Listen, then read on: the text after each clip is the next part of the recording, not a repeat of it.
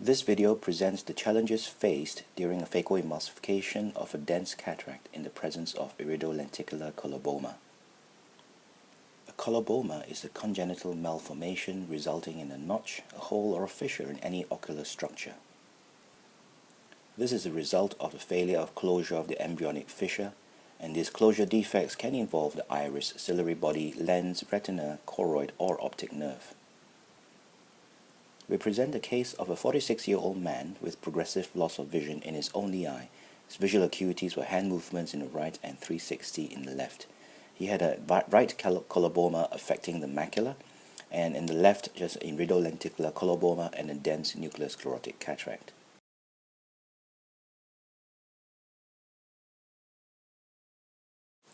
As indicated here, there is an iris defect extending from 5 to 7 o'clock, with flattening of the lens equator, where there is an absence of zonules in this area. The case is started at a routine manner, with a side port incision and viscoelastic to fill the anterior chamber, followed by a clear corneal temporal incision and puncture of the anterior capsule. The CCC is completed with the variant image guided overlay as a guide for centration. Capsular retractors were used to stabilize the capsular bag in the areas of absent zonules, and Phaco chop technique was used to complete phacoemulsification.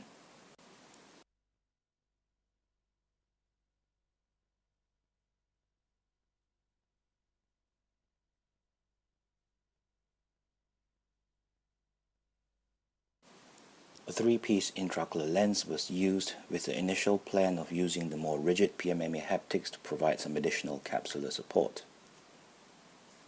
However, after insertion of the intraocular lens, it was noted that there was difficulty centering the lens, and on careful examination, it was noted that there was a PC defect extending from the area of the capsular retractor at about 7 o'clock all the way to the 12 o'clock position, as indicated here.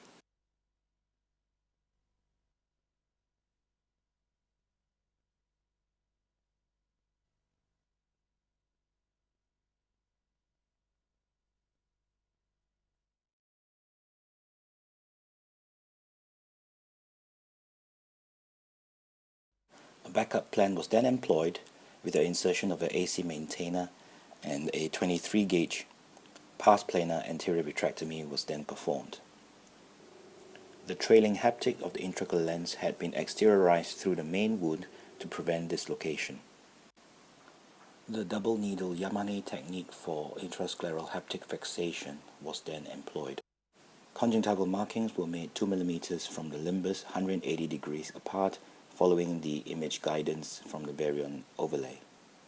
A thin-walled 30 gauge needle was then inserted inferiorly to exteriorize the leading haptic, and similarly a 30 gauge needle was then used superiorly to exteriorize the trailing haptic.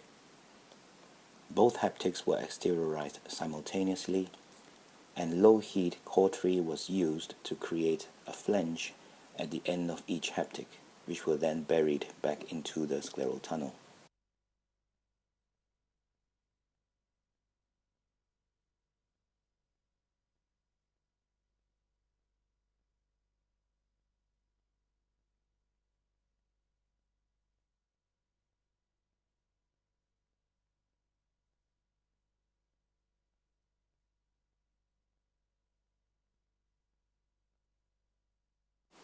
Good centration of the intraocular lens was noted at the end of the case.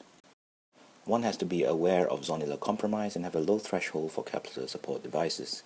Even then, a backup plan needs to be in place for inadvertent complications. The double needle Yamane technique is a useful transconjunctival intrascleral haptic fixation technique. The use of appropriate grasping forceps for haptic manipulation, a suitable 3-piece intraocular lens, thin-walled 30 gauge needles, and a handheld cautery are essential. It is important to pay attention to some of the finer points in order to ensure successful execution of this technique. This is a very useful tool to have in our armamentarium, which can help convert a potential disastrous situation into a perfect save.